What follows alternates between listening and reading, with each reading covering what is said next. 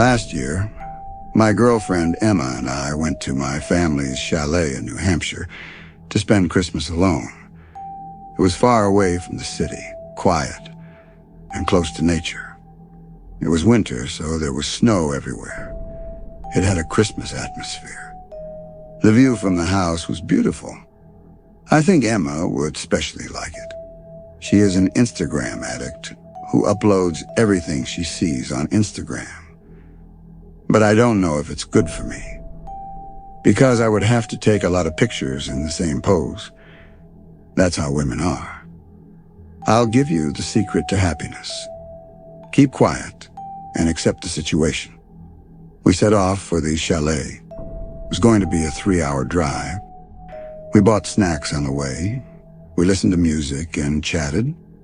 It was a nice journey. Finally, we arrived home. It was very cold. We lit the fireplace, made hot chocolate, and played Uno until we got fed up. Emma prepared a very nice meal for dinner. Baked fish. I really love this dish. After dinner, we had a drink and watched the snow falling. Everything was going perfectly. It was about 11 o'clock at night. Emma was sitting by the fireplace reading a book, and I was in the kitchen putting the dishes in the dishwasher. Just then we heard a sharp knock on the door. We were surprised. Who could come at this hour in such a deserted place? We looked at each other in bewilderment. I approached the door and called out, "Who is there?" I heard a man's voice. His voice was shaking slightly. He was obviously cold. "Excuse me, my car broke down. My phone battery is dead. I need to call roadside assistance. Can you help me?" Emma was next to me and whispered quietly, "Let's not let him in." But the man sounded sincere and desperate. Thinking about the cold outside, I decided to open the door.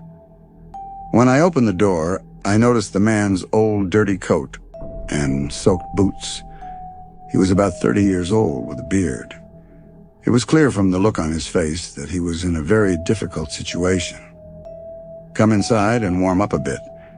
You can use our phone to call for roadside assistance." At first the man didn't want to come in. Then he came in with a grateful expression. Water was dripping from under his feet. He had come in with his boots on. He was leaving mud on the wooden floor of the house. Emma was not happy about this, but she said nothing. We told him to sit by the fireplace to warm up and gave him a cup of hot coffee. I handed him the phone, but instead of using it right away, he held the cup tightly with both hands and continued to warm up. It was as if he wanted to stay here more than talk. I handed him the phone, but instead of using it right away, he held the cup tightly with both hands and continued to warm up. It was as if he wanted to stay here more than talk. After about 5 minutes, Emma whispered quietly in my ear, "Isn't he thinking of calling the roadside assistance service?" The man must have heard Emma's voice. "Yes, I'll call them. But can I sit here a little longer? It's so cold outside." I almost froze. "Of course," I said gently, "but you'd better hurry. It's late." This situation made me very uncomfortable. I didn't want to argue with her. After all, it was Christmas tonight.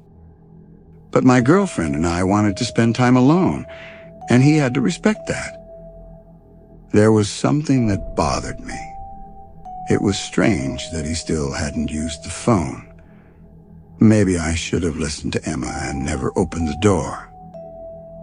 The man sat for a while, finished his coffee, but still didn't make any calls. There was an awkward silence. Finally, Emma couldn't stand it and asked directly, "Are you going to call the roadside assistance service?" The man looked at Emma and smiled awkwardly. "I don't really need to call anyone," he said. "I thought when I came here, I didn't want to spend Christmas alone. I saw your lights by chance, and I think I want to spend time with you here." Emma was scared and her face went white. I told the man that he had to leave right away. "Look, we helped you, But now you have to go." He didn't give a damn. He was looking towards the fireplace. "It's so cold outside," he said in a calm voice. "It's much safer for me to stay here." At this point, things got very strange. The man's nervous demeanor was scaring us. I took a step back and repeated in a stern voice, "You have to leave now. Leave my house immediately." The man suddenly turned to me. He had a menacing look on his face. He was taller than I expected. He stood up from his seat. "Do you think you can kick me out of here?" He said. "I'll leave whenever I want." He was mocking us. At that moment, I saw Emma get a knife from the kitchen. We were both waiting quietly but alert. I didn't know what to do if he moved.